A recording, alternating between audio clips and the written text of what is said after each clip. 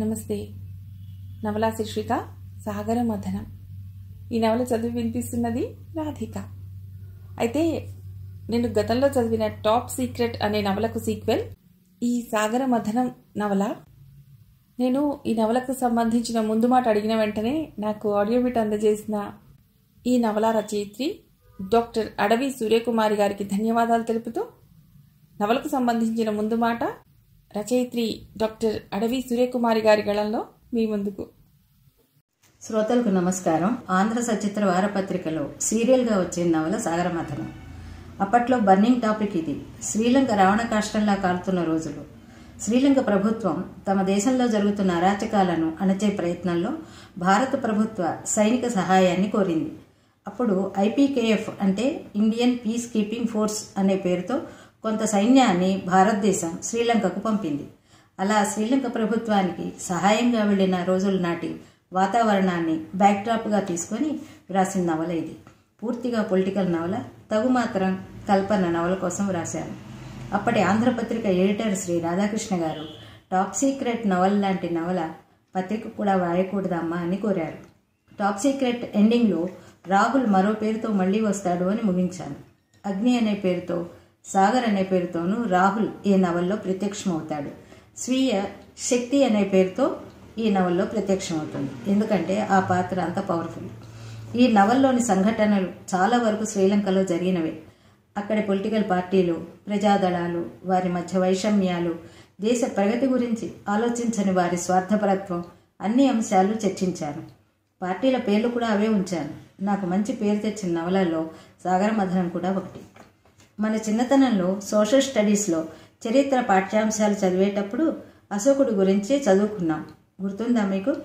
అశోకుడు తన కొడుకు, అతని పేరు మహేంద్ర, కూతురు సంఘమిత్రను బౌద్ధమత ప్రచారం కోసం సింహళానికి పంపాడు అని చదువుకున్నాం. ఇప్పటికీ ఆనాటి ఆరామాల శిథిలాలు, బుద్ధుని విగ్రహాలు అక్కడ మనకు కనిపిస్తాయి. అంతకుముందు హిందూ రాజులే ఈ ప్రాంతాన్ని పాలించారు. తర్వాత డచ్ వాళ్ళు, పోర్చుగీస్ వారు పాలించారు. ఇంతకీ నేను చెప్పదలుచుకున్నది ఏంటంటే, 1947కు ముందు భారతదేశం నుండి వెళ్ళి శ్రీలంకలో స్థిరపడ్డ వాళ్ళకి, 1947 తర్వాత భారత్ నుండి వెళ్ళిన వారికి మధ్య వచ్చిన గొడవలే ఇక్కడికి తగాదాలకు కారణం. వీరికే స్థానికులు, స్థానికేతరులు అనే పేరు పెట్టారు. అందరూ ఇండియా నుండి వెళ్ళిన వారే. శ్రీలంకలోని పౌరాణిక అంశాలు నేను వ్రాయలేదు. అశోకవనం, రావణుడి కోట లాంటివి నేను టచ్ చేయలేదు. ఎందుకంటే నేను వ్రాసిన సబ్జెక్టుకి అవి అవసరమని నాకు అనిపించలేదు. 3 వంతుల సముద్రం, 1 వంతుగా ఉన్న భూమి. ఈ ప్రపంచం ఎంత చిన్నదో కదా. ఈ కాస్త భూమిలో దేశాలు, ప్రాంతాలు, మీరు వేరు మేం వేరు అనుకుంటూ కొట్లాడుకుంటూ మానవ జీవితం ఎంత సంకుచితం అయిపోతోంది. కానీ కాలం మారుతోంది. ఈనాడు మానవుడు ప్రపంచంలో ఏ దేశంలోనైనా, ఏ ప్రాంతంలో అయినా జాతి మత భేదాలు లేకుండా నిర్భయంగా, ప్రశాంతంగా జీవిస్తున్నాడు. జీవించాలి కూడా. ఇదే ఈ నవల్లో నేను చెప్పదలుచుకున్నది.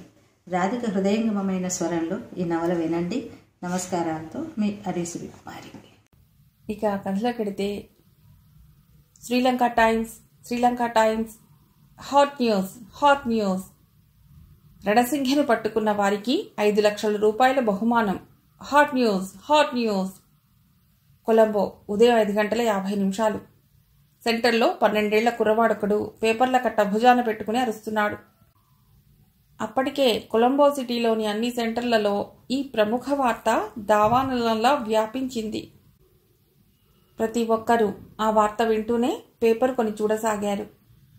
అయితే గత 4 రోజులుగా మళ్లీ అక్కడ 144 సెక్షన్ అమల్లోకి రావటంతో ప్రజలెవరూ గుంపులుగా కానీ, 3-4 కలిసి నిలబడి మాట్లాడటం కానీ జరగటం లేదు. ప్రతి వీధిలో అరగంటకోసారి మిలిటరీ ట్రక్కులు తిరిగి భయం కలిగిస్తున్నాయి. ఎక్కడ ఎలాంటి అల్లరి కనిపించినా నిర్దాక్షిణ్యంగా కాల్చి పారేయమని ఉత్తర్వులు వచ్చాయి. రోడ్ల మీద వెళ్లే వాళ్లలో కూడా అనుమానించదగ్గ వ్యక్తి ఎవరైనా కనిపిస్తే వాడిని వెంటనే వెనకే వచ్చే వ్యాన్లో ఎక్కిస్తున్నారు మిలిటరీ అధికారులు. సంజాయిషీలు, సంతాపాలు ఎవరూ వినటం లేదు.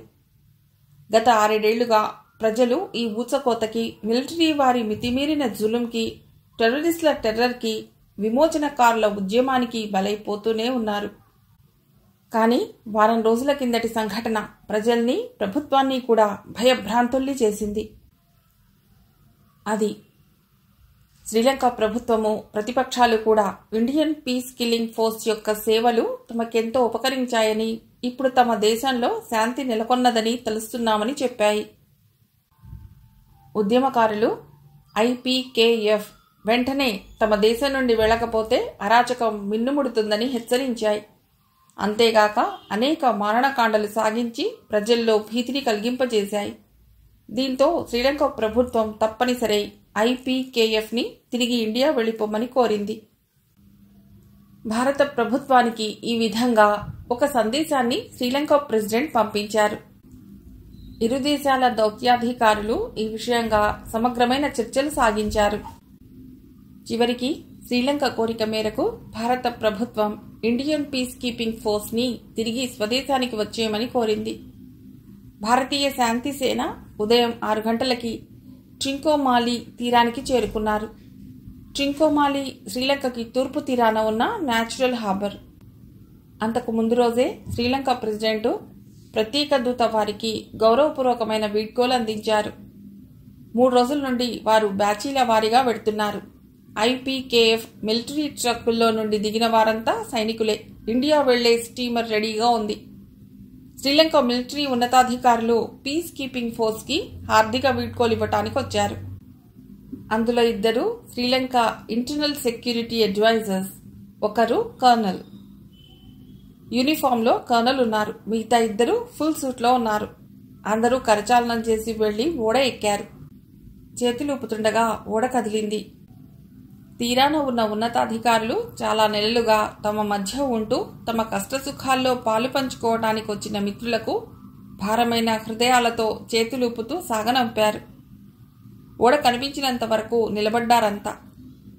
కనుమరుగయ్యాక వెనక్కి మళ్లారు. సీ పోర్ట్ సందడిగా ఉంది. రామేశ్వరం నుండి వచ్చిన ఓడలో నుండి సింహళీయులు దిగుతున్నారు. అందులో కొందరు స్ట్రెచర్ల మీద తీసుకురాబడుతున్నారు. అల్లజడులు అల్లర్లు కొంత తగ్గాయని తెలిసి అందాక రామేశ్వరంలో తలదాచుకున్న తమిళులు, శ్రీలంకీయులు కూడా ఆ ఓడలో ఉన్నారు. అంతా దిగి తమ ఇండ్లకు వెళ్లే ఆతృతతో చాలా కాలానికి మాతృభూమిపై కాలు మోపినందుకు, మిత్రుల్ని కలుసుకోబోతున్నందుకు ఆనందంగా వెడుతున్నారు. అలా వెళుతున్న వారిని పోలీసులు ఓ క్రమ పద్ధతిలో పంపుతున్నారు. వచ్చిన ఉన్నతాధికారులు తిరిగి జీపులెక్కి పోబోతున్నారు. ఆ సమయంలో ఎక్కడి నుండి వచ్చాయో 10 బుల్లెట్లు వరుసగా కన్నుమూసి తెరిచేంతలో ఉన్నతాధికారులు 3 గుండెల్లో నుండి దూసుకుపోయాయి. జీప్ ఎక్కబోతున్నారు 2. ఒకరు జీప్ దగ్గరకు వస్తున్నారు. ఎక్కడి వాళ్ళక్కడ హాహాకారాలు చేస్తూ కుప్పగూలిపోయారు. కర్నల్ బాధతో కడుపు వైపు చెయ్యి పెట్టి కూడా పిస్టల్ తీసి బుల్లెట్స్ వచ్చిన దిక్కుకి వేగంగా కాల్చాడు. కానీ ఆ బుల్లెట్లు వెళుతున్న ప్రయాణికులకు తగిలి వారక్కడికక్కడే మరణించారు. వెంటనే మిలిటరీ అలర్ట్ అయ్యింది. సీపోర్ట్నంతా కవర్ చేసింది మిలిటరీ. ఒక్కరిని బయటికి పోనివ్వలేదు. అంగుళం అంగుళం మనుష్యుల్ని ఆ ప్రదేశాన్ని గాలించారు. కాల్చిన వ్యక్తి జాడలేదు. అయితే అక్కడ విక్రాంతి దళ్ చిహ్నం కాషాయ రంగు మీద సూర్యుడి బొమ్మ కనిపించింది. అది విక్రాంతి దళ్ పనేనని స్థిరీకరించింది ప్రభుత్వం. దేశంలో ఉన్నతాధికారులకే రక్షణ లేకపోయాక సామాన్యుల మాటేమిటి అని నిలదీశాయి ప్రతిపక్షాలు. పత్రికలు అసమర్థపు ప్రభుత్వ పాలనని చెండాడుతూ వ్యాసాలు రాశాయి. అన్ని వైపుల నుండి సవాళ్లే. ప్రతిపక్షాలు, విక్రాంతి దళ్, జనతా విముక్త పెరమున, ఉద్యమకారులు, విమోచన దళం, టెర్రరిస్టులు ప్రభుత్వాన్ని చీల్చి చెండాడుతున్నాయి. ప్రభుత్వం అత్యవసర సమావేశాన్ని ఏర్పాటు చేసింది. ప్రతిపక్షాలతో కలిసి చర్చించాక ఈ సంఘటనకు కారకుడు రణసింఘే అని, అక్కడ దొరికిన సాక్ష్యాధారాలు, అతను లోగడ చేసిన హత్యల వలె ఉన్న ఈ హత్యలు ఆధారంగా ఇప్పుడు ఇంత నిర్భయంగా సీపోర్ట్లో అంత మిలిటరీ చుట్టూ కవర్ చేసి ఉండగా మధ్యలో ఉన్న ఉన్నతాధికారుల్ని పట్టపగలే కాల్చి మాయమవటం అంటే అది తేలికైన విషయం కాదు. ఆ సమర్థత, తెగువ, ధైర్యం, తెగింపు ఒక్క రణసింఘకే తప్ప మరెవరికీ లేవు. అతడు చేసిన మారణకాండకు కొన్ని ఊళ్ళు శ్మశానాలయ్యాయి. ఎందరో నిరాశ్రితులయ్యారు. ఎంతోమంది పసిపాపలు తల్లిదండ్రుల్ని కోల్పోయి అనాథలయ్యారు. దీనికి అంతం లేకుండా సాగుతోంది. అతడి అరాచకానికి పరాకాష్ఠాన దగ్గ సంఘటన ఉన్నతాధికారుల మూకుమ్మడి హత్యలు. అందుకే ప్రభుత్వం అతన్ని పట్టించిన వారికి 5 లక్షల రూపాయల బహుమానం అని ప్రకటించింది. ఈ ప్రకటన శ్రీలంకలోని ప్రతి పౌరుడు విన్నాడు, చూశాడు, చదివాడు. రేడియోల్లో, టీవీల్లో, సినిమా హాల్స్లో, పేపర్లలో, అన్ని ప్రచార సాధనాల్లో ఈ ప్రకటనని ప్రముఖంగా ప్రకటన చేశాయి. పౌరులు తేలిగ్గా గుర్తించడానికి అతడి బొమ్మ కటౌట్స్ను 4 రోడ్ల కూడలిలో ఉంచారు. ఇంత సంరంభం అతన్ని పట్టుకోవటానికి ప్రభుత్వం చేసినా ప్రజలు భయంతో అతడి పేరు తలిచేందుకు కూడా జంకుతున్నారు. అధికారుల్ని చంపి తప్పించుకున్న ఆ వ్యక్తిని ఎవరు పట్టుకుంటారు? 2 వ్యక్తులు ఒకచోట చేరితే ఈ విషయమే మాట్లాడుకుంటున్నారు. గాలిని గుప్పెట్లో బంధించగలరా? నిప్పుని ఒడిసి పట్టగలరా? నీటిని దోసిట నిలకడగా ఉంచగలరా? ఇవన్నీ చేయగలిగితే రణసింహని పట్టుకోవచ్చు. ప్రకటన ఇచ్చిన 3వ రోజు కొలంబో మిలిటరీ కంటోన్మెంట్ సెక్యూరిటీ ఆఫీస్కి ఫోన్ వచ్చింది. ఆఫీసర్ ఫోన్ ఎత్తి ఎస్ స్పీకింగ్ అన్నాడు. రణసింహ శవాన్ని దేహివాలా జూ పార్క్లో గుల్మొహర్ చెట్టు కింద ఉంచాను. వచ్చి స్వాధీనం చేసుకోండి.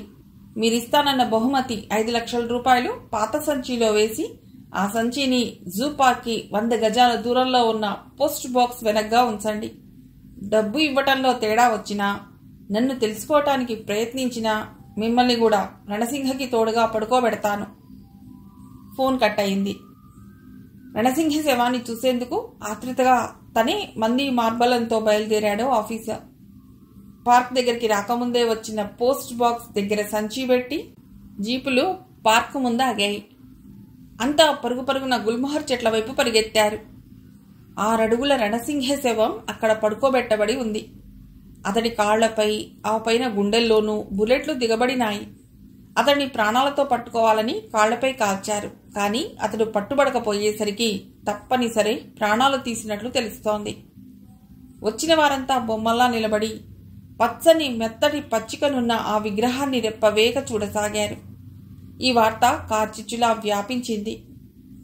6 ఏళ్లుగా జనాల్ని భయకంపితుల్ని చేసిన నరరూప రాక్షసుని నిర్జీవుణ్ణి చేసిన ఆ మహావ్యక్తి ఎవరు అని అంతా చర్చించుకోసాగారు. తలా ఓ రకంగా అనుకోసాగారు.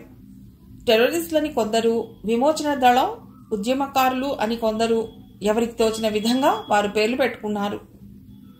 కానీ అనేక మంది టెర్రరిస్టులని, ఉద్యమకారులని, జాతీయ విమోచన దళం వారిని, ఎందరినో నిర్దాక్షిణ్యంగా చంపివేసిన రణసింహని అతడి మనుషులే అతడిని ఎలా చంపుతారు అన్న ఆలోచన ఎవ్వరికీ రాలేదు ఆ క్షణంలో. ఎవరైతేనే కొంతకాలంగా ప్రజలకి, ప్రభుత్వానికి మనశ్శాంతి లేకుండా చేసిన భూతాన్ని శాశ్వత సమాధి చేశారు. అతడి శవాన్ని అక్కడి నుంచి తరలించారు. పోస్ట్ బాక్స్ దగ్గర ఉన్న పాత బ్యాగ్ భద్రంగా అలాగే ఉంది. ఓ అరగంటలో జూ పార్క్ దగ్గర గుమిగూడిన జనం అంతా వెళ్లిపోయారు. దేహివాలా జూ పార్క్ ఎదురుగా నేషనల్ బ్యాంక్ ఉంది. ఆ బ్యాంక్కి పై అంతస్తులో ఓ వ్యక్తి బైనాక్యులర్స్ పెట్టుకుని చూస్తున్నాడు. అతడు దేహివాలా జూ పార్క్ని చూస్తున్నాడు. 40 ఎకరాల్లో ఉంది ఆ పార్క్. ఇప్పుడు ఆ పార్క్ చూసేందుకు జనం ఎవరూ రావటం లేదు. అల్లర్ల దృష్ట్యా పార్క్ నిర్మానుష్యమైంది. జూ పార్క్ పరిసర ప్రాంతాల్ని, కొండ చర్యల్ని, చర్యల్లో ఉన్న టీ, కాఫీ తోటల్ని, ప్రకృతి అందాల్ని పరవశంతో చూస్తున్నాడు. పార్క్కి కొద్ది దూరంలోనే తథాగత పబ్లిక్ స్కూల్ ఉంది.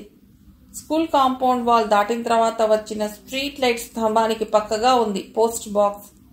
దానికి కొంచెం వెనక్గా ఉంది పాత బ్యాగ్. పోస్ట్ బాక్స్కి 100 గజాల దూరంలో ఉంది జూ పార్క్. సాయంకాలం 4 దాటింది. స్కూల్ వదిలారు. పిల్లలు గుంపులు గుంపులుగా, జట్లు జట్లుగా రోడ్డు వారగా నడుస్తున్నారు. ఆ వ్యక్తి దృష్టి రోడ్లకి మొదలు నుండి చివరి వరకు రెస్ట్లెస్ గా తిరుగుతోంది. జూ పార్క్ ముందు నుండి పిల్లలు గుంపులు గుంపులుగా వెడుతున్నారు. పుస్తకాల సంచులు భుజాన వేసుకుని, క్యారియర్లు చేతబుచ్చుకుని, ఓ చెయ్యి స్నేహితుల భుజాన వేసుకుని నడుస్తున్నారు. కొందరు పిల్లలు నిలబడి లోపల చెట్లపై ఎగిరే కోతుల్ని, పరిగెత్తే లేడి పిల్లల్ని చూస్తున్నారు. భుజాలతో నెట్టుకుంటూ, తోసుకుంటూ పిల్లలు పోతున్నారు. అతడి దృష్టి పిల్లల మీద నుండి పోస్ట్ బాక్స్ వైపు మళ్ళింది. ఆశ్చర్యం. అతడి కళ్ళు వెడల్పయ్యాయి. మళ్లీ మళ్లీ చూశాడు. అక్కడ ఆ పాత బ్యాగ్ లేదు. శ్రీలంక రాజధాని నగరమైన కొలంబో ప్రపంచంలోని అతి సుందరమైన ప్రకృతికి ఒక సజీవ ఉదాహరణ. కొలంబో వీధుల గుండా నడుస్తుంటే పచ్చని పందిరి కింద నడుస్తున్నట్లుంటుంది. ఈ సహజ దీవిలో కొలంబో ఒక్కటే కాస్త పట్టణం అనిపించేట్లుగా ఉంటుంది. మిగతా ప్రాంతాలన్నీ గ్రామ మరియు పట్టణ వాతావరణాన్ని పోలి ఉంటాయి. మన ఆంధ్రప్రదేశ్ కంటే తక్కువ విస్తీర్ణం గలది ఈ దీవి. టీ, కాఫీ తోటలెక్కువ. కాఫీ, టీ ఎగుమతి చేస్తూ కావలసిన వస్తువులు దిగుమతి చేసుకుంటారు. తీరాల్లోని ప్రజలు చేపలు బట్టి జీవిస్తుంటారు. ఈ ద్వీపానికి సౌందర్యాన్ని తెచ్చేవి, వన్నె తెచ్చేవి చుట్టూతా ఉన్న దట్టమైన అడవులు. మన ఆదిలాబాద్ అడవుల కంటే ఘోరమైనవి. కాకులు దూరని కారడవి, చీమలు దూరని చిట్టడవి లాంటి అడవులు ఇక్కడి ప్రకృతి సౌందర్యానికి ఆటపట్టులు. 6 ఏళ్లుగా పోలీసులకి చిక్కకుండా టెర్రరిస్టుల్ని, ఉద్యమకారుల్ని, విమోచన దళాల్ని కాపాడుతున్నాయి. నిజానికి రణసింఘని కాపాడింది ఈ అడవులే. ఇప్పుడు రణసింఘ విషయంగానే కొలంబోలోని పోలీస్ హెడ్ క్వార్టర్స్లో మీటింగ్ జరుగుతోంది. డీజీపీ స్థితబోధి చుట్టూ సీనియర్ పోలీస్ అఫీషియల్స్ కూర్చుని ఉన్నారు. అందరి ముఖాల్లో సీరియస్నెస్, గాంభీర్యం తాండవిస్తోంది. రణసింఘ లాంటి వ్యక్తి పట్టుబడ్డాడన్న ఆనందం వాళ్ల మొహాల్లో మచ్చుకు కూడా లేదు. మీదు మిక్కిలి మిన్నువిరిగి మీద పడబోతున్న వాళ్లలా అసహనంగా ఉన్నారు. దారుణమైన నిశ్శబ్దం అలముకుంది అక్కడ. ఆ సమయంలో ఆ ఎయిర్ కండిషన్ గదిలో డీజీపీ గొంతు ఖంగు ఖంగుమని మోగుతోంది. 5 లక్షల కాసపడి ప్రాణాలకి తెగించి రణసింఘ లాంటి నరరూప రాక్షసుని చంపిన ఆ వ్యక్తి ఇంకా ఎక్కువ డబ్బిస్తామని ఏ సంస్థ అయినా అంటే మనల్ని కూడా చంపడానికి వెనుకాడని నా ఉద్దేశం. మనల్నే కాదు, ఉన్నత పదవుల్లో ఉన్న వ్యక్తుల్ని సైతం అతడు డబ్బు కోసం చంపడానికి వెనుదీయడు. కాబట్టి మనం ముందు అజ్ఞాత వ్యక్తి ఎవరో కనుక్కోవాలి. మనం ఇచ్చిన 5 లక్షల రూపాయలు ఎవరు తీసుకున్నది ఇంతవరకు కనుక్కోలేకపోయారు అంటూ ఆయన తన కింది అధికారుల వైపు కోపంగా చూశారు. వారిలో సీనియర్ లేచి, ప్రయత్నిస్తున్నాం సార్, నెంబర్లన్నీ నోట్ చేసుకున్నాం కాబట్టి తప్పకుండా దొరికిపోగలరు. బస్, రైల్వే, విమానం, నేవీ అన్ని సంస్థలకి, బ్యాంక్స్కి, షాప్స్కి, దేశంలోని అన్ని వ్యాపార సంస్థలకి ఈ నెంబర్లు పంపించడం జరిగింది. అందుకే అన్ని రిజర్వ్ బ్యాంక్ నోట్లు కొత్తవి, అది 100 రూపాయలనే అన్నీనూ ఇవ్వటం జరిగింది. ఎక్కడైనా ఒక్క నోటైనా కనిపించిందా వాడు చిక్కినట్టే. గట్టిగా ప్రయత్నించండి, ఇప్పుడు అదే మనకు ఆధారం. ఎస్ సార్ అని కూర్చున్నాడు ఆయన. రోగానికంటే రోగికేసిన మందు రోగి ప్రాణం తీసేట్టుగా ఉంది అన్నట్లుంది మన పని. ఈ పరిస్థితుల్లో మనకి విద్రోహ చర్యలు జరిపే సంస్థలన్నీ ఒక ఎత్తైతే ఈ అజ్ఞాత వ్యక్తి ఒకడు ఒక ఎత్తు. ఇతడిని తొందరగా కనిపెట్టే ఏర్పాట్లు చూడండి. అది ఎంత వేగంగా జరిగితే అంత. అంటుండగానే ఫోన్ మోగింది. ఆయన ఫోన్ ఎత్తి, ఎస్, డీజీపీ స్థితబోధి స్పీకింగ్ అన్నాడు. ఫోన్లో ఆయన వింటున్న విషయం ఆయన మొహంలో రంగుల చెట్టు చేసింది. కోపంతో అతడి కళ్ళు ఎర్రబడ్డాయి. టేబుల్ మీద అతడి చెయ్యి గుప్పిటగా బిగుసుకుంది. శాంతం విని, అలాగే, ఇప్పుడే పంపిస్తున్నాను, మీరేమీ వరీ కావద్దు అని ఫోన్ పెట్టేసి అధికారులకేసి తిరిగి, మొరవీవా డిస్ట్రిక్ట్ హెడ్ క్వార్టర్స్లో ఆ జనతా విముక్తి ఫోరం వాళ్ళు ఇండస్ట్రియల్ హౌసెస్ లూటీ చేస్తున్నారట, త్వరగా వెళ్ళండి అన్నాడు ఆయన. సంబంధిత అధికారులు శాల్యూట్ చేసి హుటాహుటిన వెళ్ళిపోయారు. ఇది జరిగిన 2 గంటలకి డీజీపీకి ఫోన్ వచ్చింది. ఆయన ఫోన్ ఎత్తి పట్టుకుని అందులోంచి వినిపించే విషయాలని కోపంగా, అసహనంగా వింటున్నాడు. ఆ district superintendent of police special ఫోర్స్తో వెళ్లి పరిస్థితిని అదుపులోకి తెచ్చేందుకు ప్రయత్నించారు. అయితే అప్పటికే అడ్డం వచ్చిన సెక్యూరిటీ గార్డ్ని ఉద్యమకారులు కాల్ చేసి ఇండస్ట్రియల్ హౌస్ లూటీ చేశారు. అంతేకాదు అక్కడి ఎలక్ట్రికల్ ట్రాన్స్ఫార్మ్స్ తగలబెట్టేశారు. ట్రైన్స్ ఎక్కడివక్కడ ఆగిపోయాయి. ప్రజలు ప్రాణభీతితో రైళ్లు, బస్సులు దిగి సమీప గ్రామాల్లో తలదాచుకున్నారట. అక్కడి స్పెషల్ ఫోర్స్ ఏం చేస్తోంది? ఆ బిల్డింగ్ కప్పు లేచేంత బిగ్గరగా అరిచాడు డీజీపీ. పోరాడుతూనే ఉన్నారు సార్.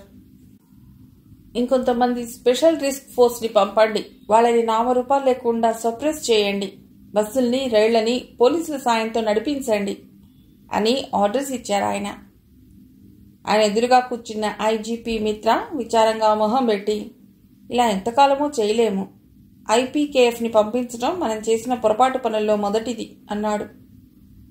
స్థితబోధి ఆయన వైపు తిరిగి, వాళ్ళు ఉన్నన్ని రోజులు వాళ్ళేదో శ్రీలంక ప్రభుత్వాన్ని స్వాధీనం చేసుకోవటానికి వచ్చారన్నట్లుగా స్టేట్మెంట్ల మీద స్టేట్మెంట్లు వచ్చేవి. వాళ్ళని సాధ్యమైనంత త్వరలో పంపించమని రాజకీయ నాయకుల గొడవ. వెంటనే ఐపీకేఎఫ్ శ్రీలంకను విడిచిపెట్టాలని జనతా విముక్తి పెరమున బెదిరింపులు. వాళ్ళక్కడ ఉన్నన్ని రోజులు మా తీవ్రవాద చర్యలు సాగుతూనే ఉంటాయంటూ ఉద్యమకారుల బెదిరింపులు. ఎంత సంకట స్థితిలో పడ్డామప్పుడు, అందుకేగా వారిని సాగనంపింది అన్నాడు. వాళ్ళు వెళ్ళాక ప్రశాంత స్థితి ఏర్పడుతుందని పంపారన్నారు. మరి ఏది? మళ్లీ గొడవలు మొదలెట్టారుగా. ఐపీకేఎఫ్ అడ్డు తొలగించుకోవటానికని అలా బెదిరించారు గాని నిజంగా ఈ అల్లర్లు అరాచకాలు చేసే వాళ్ళకి దేశం మీద ప్రేమ ఉందంటారా? వట్టిది.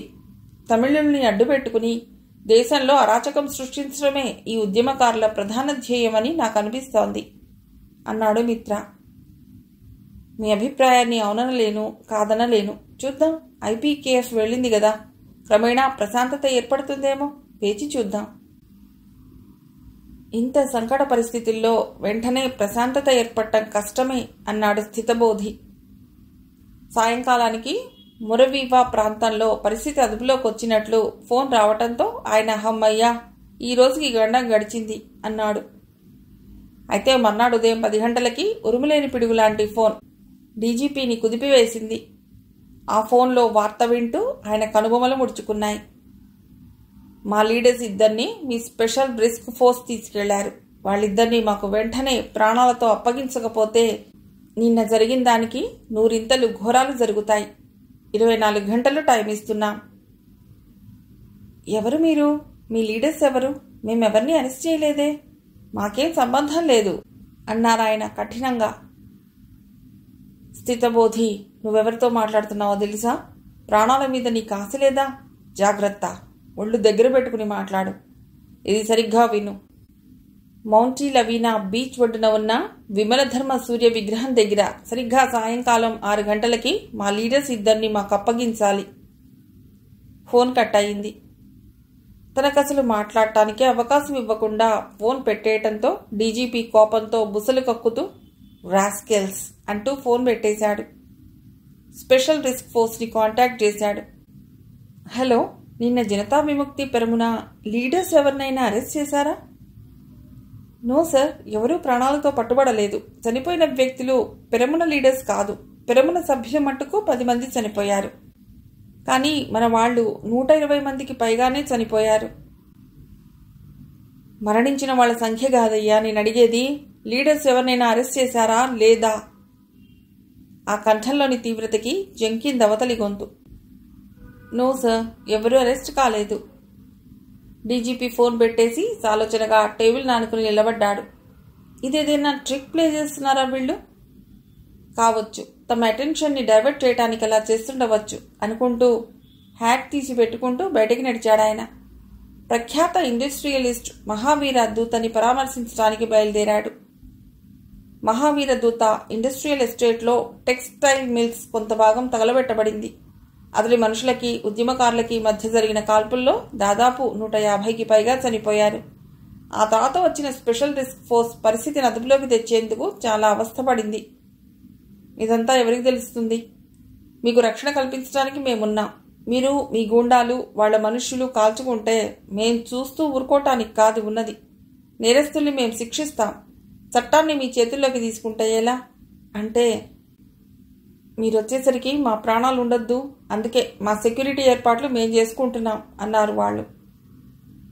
ఎవరిని ఏమీ అనలేని చెయ్యలేని నిస్సహాయ స్థితి అయింది పోలీస్ డిపార్ట్మెంట్ది.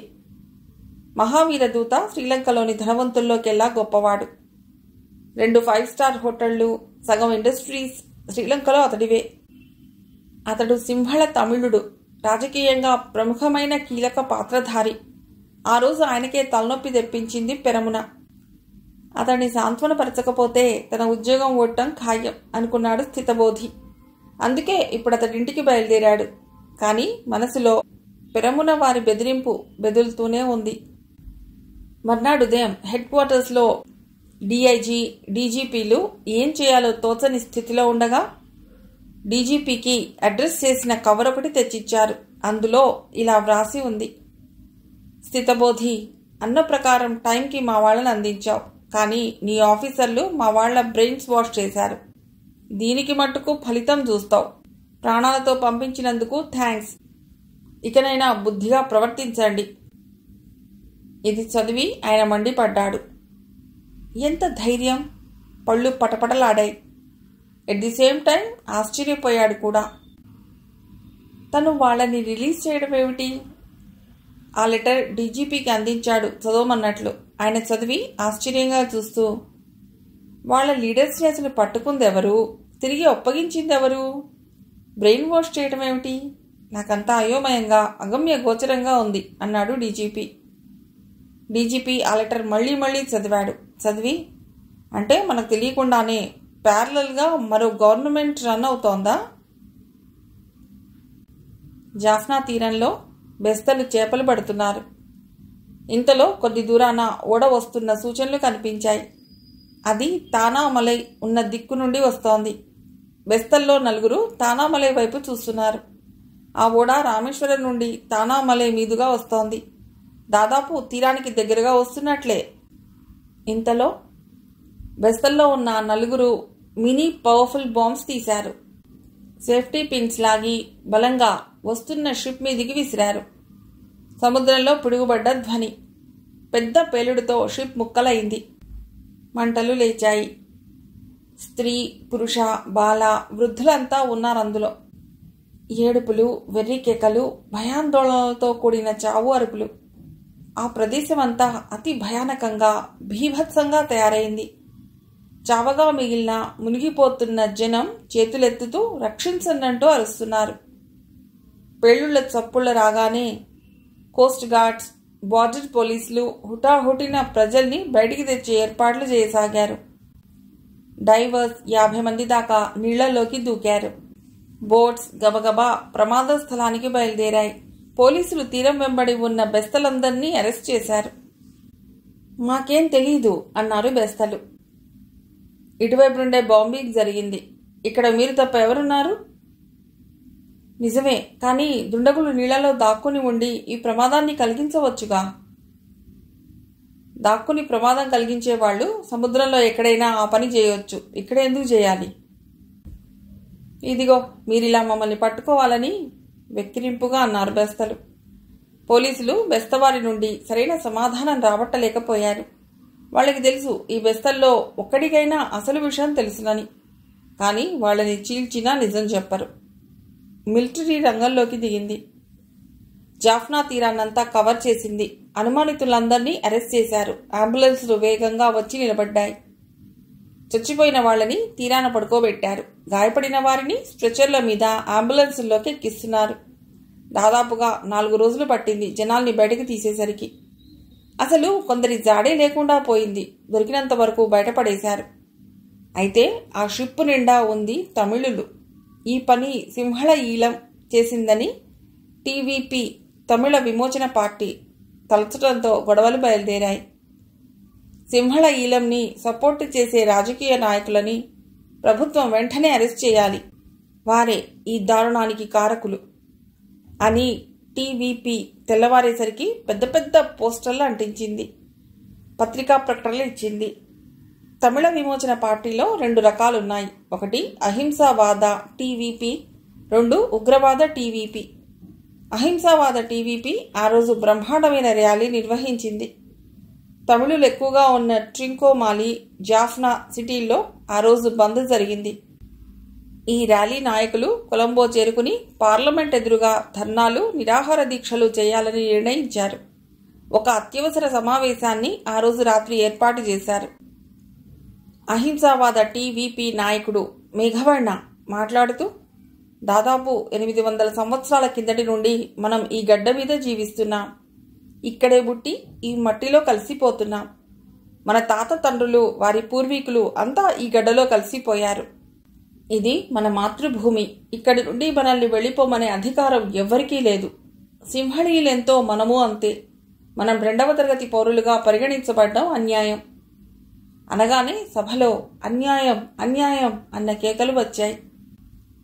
మేఘవర్ణ చెయ్యెత్తి ఆపమన్నట్లు తన ఉపన్యాసం కొనసాగించాడు.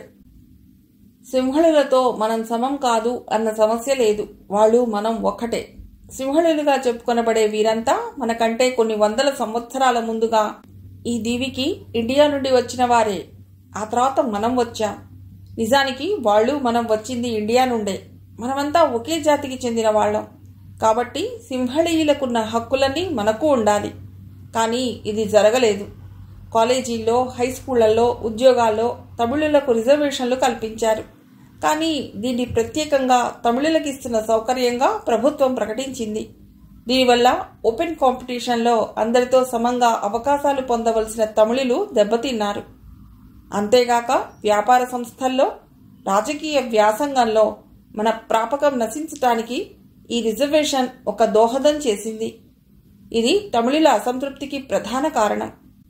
ఈ రిజర్వేషన్ బిల్లు వల్ల శ్రీలంకలో ప్రొఫెషనల్, టెక్నికల్ ఎంప్లాయ్మెంట్లో ఉన్న వారి పర్సెంటేజీ ఇలా ఉంది.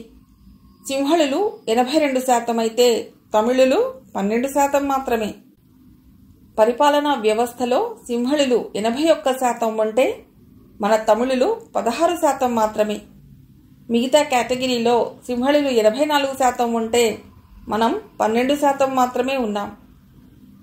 సభలో నుండి సిగ్గు సిగ్గు, ఇందుకు మనం సిగ్గుపడాలి, షేమ్ షేమ్ అన్న కేకలు, అరుపులు, గోలగా తయారైంది సభ.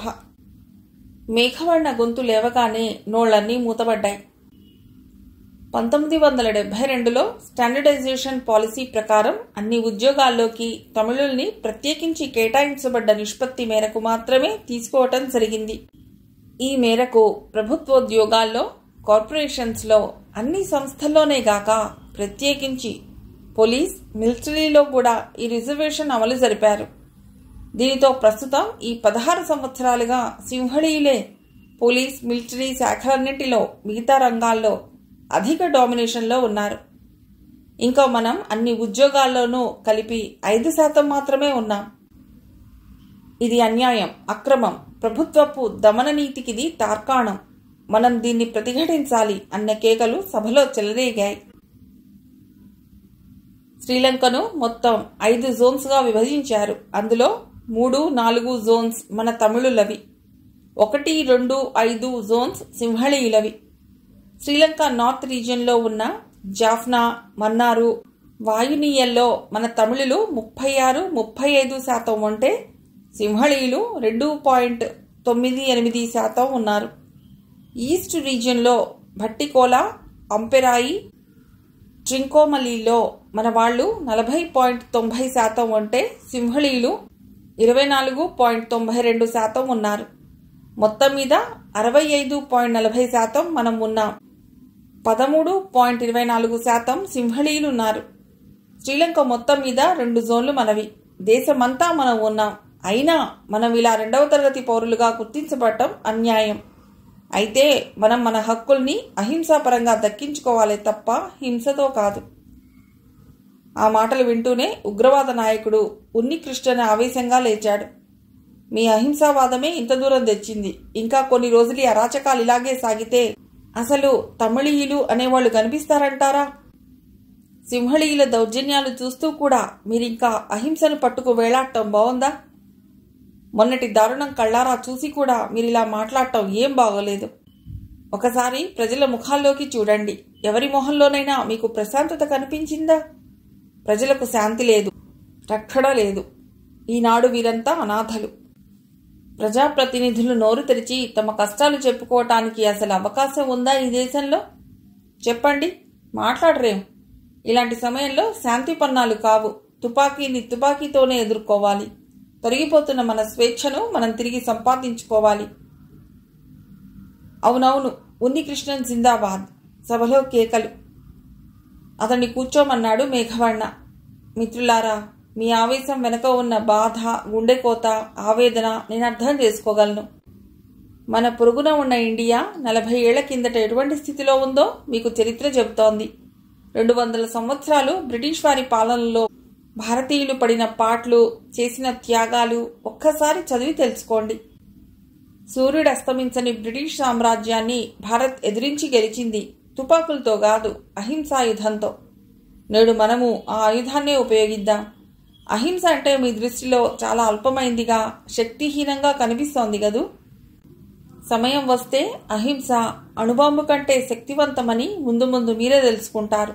ఇప్పుడు మనం బయలుదేరి కొలంబో వెళ్ళి పార్లమెంటు ముందర నిరాహార దీక్ష సాగిద్దాం. మాకు రక్షణ కల్పించండి అని కోరుదాం. ఏమంటారు? షూటింగ్ హాల్ అంతా నిశ్శబ్దం. అందులో సగం మందికి అతడి మాటలు నచ్చలేదు. చేవచచ్చిన వాడి మాటల్లా అనిపించాయి. నచ్చినా నచ్చకపోయినా అంతా మౌనంగానే ఉండిపోయారు. అది మేఘవర్ణ మీది గౌరవం, అంతే. మర్నాడు అహింసావాద టీవీపీ నిరాహార దీక్ష పార్లమెంటు ముందు సాగించింది. టీవీపీని సపోర్ట్ చేసే రాజకీయ పార్టీ నాయకులని అరెస్ట్ చేసింది ప్రభుత్వం. మేఘవర్ణని అరెస్ట్ చేశారు. ర్యాలీలు నిర్వహించవద్దని, ఇవి ప్రజల్లో ఇంకా ద్వేషాన్ని రగుల్చుతాయని, ఇలాంటి ఊరేగింపులకి ఇక మీదట అనుమతించబోమని గవర్నమెంట్ అన్నది.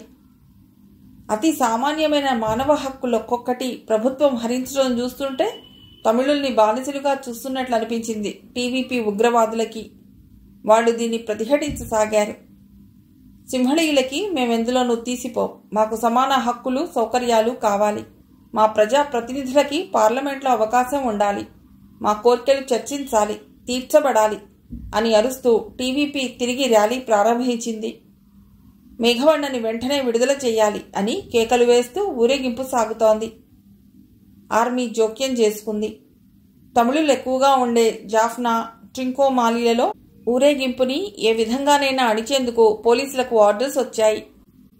ఉగ్రవాద టీవీపీ యువకులు ఆనాడు వీరభద్రుల్లా విజృంభించారు. మైకులు పట్టుకుని అరుస్తూ ఊరేగింపు సాగించారు.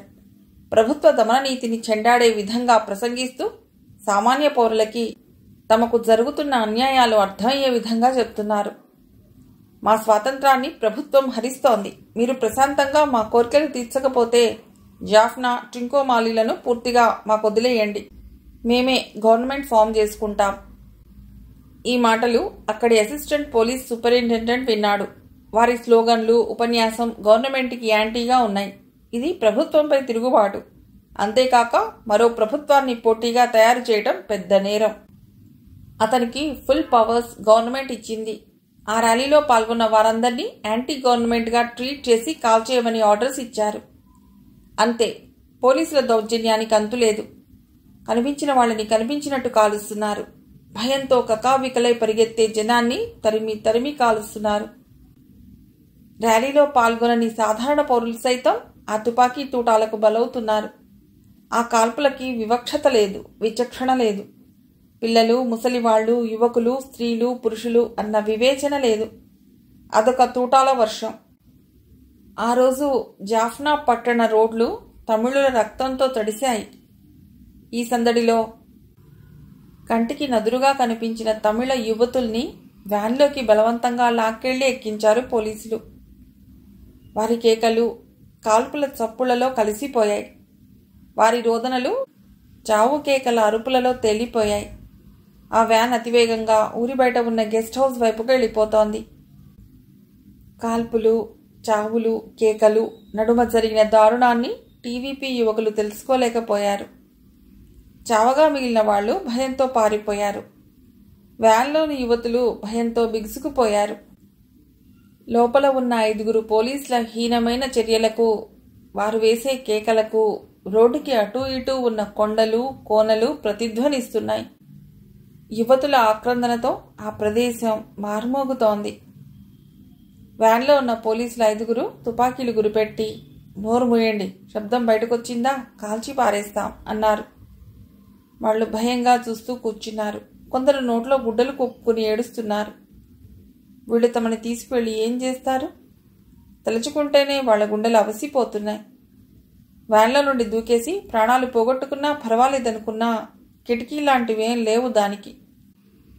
పోలీసులు వెకిలిగా నవ్వుతూ, అసభ్యంగా వారి శరీర వర్ణన చేస్తూ మాట్లాడుకోసాగారు. ఆ మాటలు వినలేక ఆడపిల్లలు చెవులు మూసుకున్నారు. మనస్సులో కనిపించని దేవుళ్లకి మొక్కుకుంటున్నారు. ఈ రాక్షసుల బారి నుండి తమని కాపాడమని బాలమురుగన్కి వేడుకుంటున్నారు. ఇంతలో కొద్ది దూరంలో టర్నింగ్ పాయింట్లో నడి రోడ్డు మీద 6 అడుగుల 4 అంగుళాల భారీ విగ్రహం నిలబడింది. 2 చేతులు ఎత్తాడు వస్తున్న వ్యాన్ని ఆపమన్నట్లుగా. డ్రైవర్ వ్యాన్ని ఆపే సూచనలేమీ కనబడలేదు. వ్యాన్ మలుపు తిరిగే చోటు దగ్గరయ్యింది. అది హెయిర్ పిన్ బెండ్ కనుక వెహికల్ డెడ్ స్లోగా పోతూ టర్న్ తీసుకుంటోంది. ఆ ఆగంతకుడు డ్రైవర్ వైపున్న కిటికీ లాగి కిందకు లాగాడు. డ్రైవర్ని కిందకి లాగడం, అతన్ని ఫుట్బాల్లా తన్నడం రెప్పపాటు కాలంలో జరిగిపోయాయి. అతడు తన్నిన తన్నుకు డ్రైవర్ బంతిలా ఎగిరెళ్ళి పక్కనే ఉన్న కొండరాయికి తగిలి అప్పటికప్పుడే ప్రాణాలు విడిచాడు. అతడు ప్రాణం పోతూ వేసిన చావు కేక 4 అడుగులు ముందుకు జరిగి వ్యాన్ ఆగటం రెండూ ఒకేసారి జరిగాయి. వ్యాన్ ఆగటం, డ్రైవర్ చావు కేక వినడంతో లోపలున్న పోలీసులు గబగబా వ్యాన్ దిగారు. బయటికొచ్చిన 5 అగంతకుడిని చూస్తూనే అతడి వైపు కాల్పులు సాగించారు. అతడు గాల్లోకి డైవ్ చేసి ఒక పోలీసును తన ముందుకు లాక్కున్నాడు. తన వారి కాల్పులకి బలైన అతడిని మరో సిపాయిపై విసిరి తనని కాపాడుకుంటూ ఎదుటి వాళ్ళని దెబ్బతీస్తున్నాడు. వారి కాల్పులకి వారిలో 2 బలయ్యారు. మెడ మీద వేసిన దెబ్బకి ఒకడి మెడ కర్రపుల్ల విరిచినట్టు విరిగిపోయింది. మిగతా 2 2 చేతులా ఎత్తిపట్టి గిరగిరా తిప్పి కొండరాయి వైపు విసిరాడు. సరిగ్గా డ్రైవర్ పడ్డ చోటే పడి ఆ క్షణంలోనే తల పగిలి ప్రాణం విడిచారు వాళ్ళు. వ్యాన్ దిగిన యువతులు ఆశ్చర్యంగా భయంగా ఆ దృశ్యాన్ని చూడసాగారు. ఇతడు మనిషా లేక ఏమైనా సూపర్ పవర్స్ ఆవహించినవాడా? లేకపోతే ఒక మనిషి 2 బలవంతుల్ని సునాయాసంగా చిన్నపిల్లలు దిప్పినట్టు గిరగిరా తిప్పి బంతులు నెగరేసినట్లు విసిరివేయటమే? ఆ వేగానికి వాళ్ళెళ్ళి కొండకు కొట్టుకుని తల పగిలి అక్కడికక్కడే చావటం ఏమిటి? ఇంత మహాద్భుతమైన దృశ్యాన్ని వాళ్ళ జీవితంలో ఎప్పుడూ చూడలేదు. వాళ్ళు కళ్ళు మరింత విశాలం చేసి అతడి వైపే చూడసాగారు. అతడు రోడ్డు దిగి పల్లంలోకి వెళ్ళాడు. కొండరాతి వైపు నడిచి 3 శవాల్ని ఈడ్చుకుంటూ తీసుకొచ్చి వ్యాన్లో పడేశాడు. రోడ్డు మీది 3 శవాల్ని కూడా ఇలాగే వ్యాన్లో ఎక్కించాడు. తర్వాత ఆడపిల్లల వైపు తిరిగి, భయపడకండి, నా వల్ల మీకు ఉపకారమే తప్ప అపకారం జరగదు. మీరంతా జాఫ్నా సిటీ వాళ్లేనా? వేరే ప్రాంతాల నుండి తీసుకురాబడ్డారా? చక్కటి తమిళంలో అడిగాడు. వాళ్ళకతడి మధురమైన సౌమ్యస్వరం వినేసరికి ప్రాణాలు లేచొచ్చాయి. ఒక్క పరుగున అతడిని అంతా చుట్టుముట్టి ఏడుపులు మొదలెట్టారు. ఏడవకండి, ఈ గొడవలు సద్దుమణిగేదాకా జాగ్రత్తలో ఉండండి. అయినా మీరింతమంది ఉన్నారు, దాదాపు 10 మంది పైనే ఉన్నారు కదా, ఆ 5 పోలీసుల్ని ఎదిరించలేకపోయారా? మేమేం చేయగలం? ఆడపిల్లలం, వాళ్ళ మగవాళ్ళు, పైగా పోలీసులు, చేతుల్లో తుపాకులున్నాయి. ఇదిగో ఈ బలహీనతే మిమ్మల్ని స్థితికి తెచ్చింది. ఏం ఆడపిల్లలైతేనే తెలివి లేదు, శక్తి లేదు. శారీరకంగా మట్టుకు మీరెందుకు బలహీనులు కావాలి? వ్యాయామం చేయటం, కరాటే, జూడో లాంటివి నేర్చుకోండి, ధైర్యం పెంచుకోండి. మిమ్మల్ని మీరు రక్షించుకోవటమే కాదు, ఇతరులని కాపాడే స్థితికి మీరు రావాలి. ఇలాంటి దుర్మార్గులకి బుద్ధి చెప్పాలి. ఇప్పుడు ఈ వయసులో మేము ఏం వ్యాయామాలు చేయగలం? వ్యాయామానికి, విద్యకి వయసుతో పనిలేదు. సాధన, కృషి, పట్టుదల, ఈ 3 ఉంటే అసలు ఆడవాళ్లు సాధించలేనిదేముంది? అందరిలో నుండి ఓ పిల్ల ముందుకొచ్చింది. తప్పకుండా మీరు చెప్పినట్లు చేస్తాం, కానీ మాకు ఎవరు నేర్పుతారు అంది. ఆమె పేరు షీల. మీకు శక్తి సేవాశ్రమం తెలీదా? చింకోమాలిలో ఉంది, అక్కడికి వెళ్ళండి అన్నాడు. మీరెవరు? మా ప్రాంతం వాళ్ళ లేరు. అప్పుడు చూశారు అతడిని విమర్శగా. అతడు చిరునవ్వు నవ్వాడు. ఆ నవ్వులో 1000 జ్యోత్స్నల చల్లదనం ఉంది. ఆ నవ్వు వాళ్ళకి ధైర్యాన్ని ఇచ్చింది. నేను మీవాణ్ణే, ప్రస్తుతానికి ఇంతకంటే చెప్పలేను. పదండి, మిమ్మల్ని జాఫ్నాలో దించాలి అంటూ వ్యాన్ వైపు నడిచాడు. డ్రైవర్ సీట్లో కూర్చున్నాడు అతడు. ఆడపిల్లలంతా బ్యాక్న ఎక్కారు. వ్యాన్ స్పీడ్గా వచ్చిన దారికి మళ్ళింది. చీకటి పడుతోంది. జాఫ్నాలో అడుగుపెట్టగానే వ్యాన్ ఆపాడు. ఆడపిల్లలంతా దిగెళ్ళిపోయారు. వ్యాన్ నేరుగా ఏఎస్పీ ఆఫీస్కి పక్కన ఆగింది. అతడు వ్యాన్ దిగి ఆ పక్కనే ఉన్న సందుగుండా లోపలికి వెళ్ళిపోయాడు. ఏదో పని మీద బయటకు వచ్చిన స్టేషన్ హౌస్ ఆఫీసర్ వ్యాన్ రావటం చూశాడు. లోపలికొచ్చి ఏఎస్పీ చెవి దగ్గర నోరుంచి చిన్నదైన స్వరంతో, సార్, వాళ్ళని దించి వ్యాన్ వచ్చింది అన్నాడు. ఏఎస్పీ మొహంలో ఆనందం, కోరిక పోటీ పడుతున్నాయి. ఇక బయలుదేరదామా అన్నాడు ఆతృతగా. డ్రైవర్ని ఇలా పిలువు అన్నాడు ఏఎస్పీ. ఎస్హెచ్ఓ గబగబా బయట ఉన్న వ్యాన్ దగ్గరకు వచ్చాడు. వ్యాన్లో డ్రైవర్ లేడు. వీడెక్కడికి పోయాడు ఇంతలో అనుకుంటూ చుట్టూ చూశాడు. కూడా వెళ్ళిన కానిస్టేబుల్స్ ఏరి కొంపతీసి అక్కడే ఆడపిల్లల దగ్గర ఉండిపోయారా? కొంపలు మునుగుతాయే ఈ సంగతి ఏఎస్పీకి తెలిస్తే. ముందు ఆయనే బోడీ చేయాలి. ఎవరైనా ఆ పిల్లల మీద ముందుగా చేయి వేస్తే వాళ్ల పని ఆఖరు కదా. ఏ సంగతి చెప్పటానికి ఈ డ్రైవర్ వెధవ ఎక్కడ తగలడ్డాడు అనుకుంటూ వ్యాన్ వెనక్కి వెళ్ళాడు. అక్కడ వ్యాన్ డోర్ పూర్తిగా వేయలేదు, ఓరగా ఉంది. చీకట్లో తెల్లగా కిందికేదో వేలాడుతున్నట్లుగా ఉంది. అతడు గబగబా వ్యాన్ డోర్ తెరిచాడు. అంతే, అతడు దిగ్భ్రాంతిలో నిలబడిపోయాడు. మరుక్షణంలో తేరుకుని, సార్, ఏఎస్పీ సార్ అంటూ గావు కేకలతో ఆఫీసులోకి వచ్చి పడ్డాడు. అతడి అరుపులు వింటూనే ఏఎస్పీ ముఖం చిరాగ్గా పెట్టి, ఏమైంది? ఏ టెర్రరిస్ట్ అయినా మీద పడ్డాడా? అలా అరుస్తున్నావు? కాదు సార్, ఒకసారి ఇలా బయటికి రండి. అది చూశారంటే మీ నెత్తిన ఓ 10 మినీ టైం బాంబులు పడ్డట్టు ఫీల్ అవుతారు అన్నాడు వణికిపోతూ. ఓర్ని, ఏమైందో చెప్పాడు. ఈ సస్పెన్స్ ఏమిటి? నాకు నోటమాట రావటం లేదు, మీరు రండి. ఏఎస్పీకి ఏం అర్థం కాలేదు. అతడి వెనకే గబగబా నడిచాడు వ్యాన్ దగ్గరికి. అప్పటికే స్టేషన్ పోలీసులు చూసినట్లున్నారు. కంగారుగా అతడికి ఎదురొచ్చారు. సార్, అక్కడ గుటకలేశారు. అంతా వ్యాన్ బ్యాక్ సైడ్కి వచ్చారు. ఎస్హెచ్ఓ టార్చ్ లైట్ వెలుతురు ఫోకస్ చేశాడు. ఆ వెలుతురులో ఆ 6 శవాలు భయంకరంగా పడి ఉన్నాయి. అది చూడగానే ఏఎస్పీ పిడిగిళ్లు కోపంతో బిగుసుకున్నాయి, కళ్ళు ఎర్రబడ్డాయి. రాస్కెల్స్, ఇదా పెరమున వాళ్ల పనే అని పళ్ళు కొరికాడు. ఎస్హెచ్ఓ అతడి పక్కనే చేరి, అయితే చిలకలు ఎగిరిపోయి ఉంటాయి అన్నాడు. షటప్, ఈ విముక్తి పెరమున మీద కేసు పుటప్ చేయి. వీళ్ళని ఎంత దారుణంగా హత్య చేసింది వ్రాయ్. ఫోటోలు తీయండి. రేపు ఉదయం పేపర్లలో ఈ విషయం ప్రముఖంగా రావాలి. తమిళుల దౌర్జన్యానికి ఇది అద్దం పట్టేలా రావాలి. కోపంగా బుసలు కొడుతూ అన్నాడు ఏఎస్పీ. ఎస్హెచ్ఓ తలూపాడు. ఆ రాత్రి జాఫ్నా తీరం వెంబడి ఉన్న 150 తమిళ కుటుంబాలు నాశనమయ్యాయి. వారి ఇళ్లన్నీ అగ్నికి ఆహుతయ్యాయి. ప్రజలు ప్రాణభీతితో పరిగెత్తారిళ్లలోంచి. ఉన్న కాస్తపాటి సొమ్ము, నగ, నట్రా అగ్నిప్రీతికి బలయ్యాయి. నిరాధారంగా రోడ్ల మీద నిలబడ్డాయి ఆ 150 కుటుంబాలు. ఆ రోజు ఉదయం నుండి తమిళుల రక్తంతో తడిశాయి రోడ్లు. ఒక్కరోజులో జాఫ్నా శ్మశాన భూమిలా తయారైంది. చావగా మిగిలిన జనం పిశాచాల్లా ఉన్నారు. తమిళుల ఊచకోతకు నిరసనగా భారత్లోని తమిళులంతా శ్రీలంక ప్రభుత్వానికి తమ నిరసన తెలియజేయవలసిందిగా ప్రభుత్వానికి తెలిపారు. ఇది చాలా అన్యాయం అని ఘోషించారు. శ్రీలంకలోని భారత హైకమిషనర్ పోలీసుల యొక్క దౌర్జన్యకాండను నిరసిస్తూ ప్రభుత్వ సంబంధిత అధికారులను శిక్షించాలని, దౌర్జన్యానికి బలైన కుటుంబాలకి సహాయ సహకారాలు అందించాలని కోరింది. కానీ విచిత్రంగా అందరినీ ఆశ్చర్యపరుస్తూ ప్రభుత్వం ఆ పోలీసు సూపరింటెండెంట్కు ప్రమోషన్ ఇచ్చింది. మిగిలిన కథ తర్వాతి భాగంలో.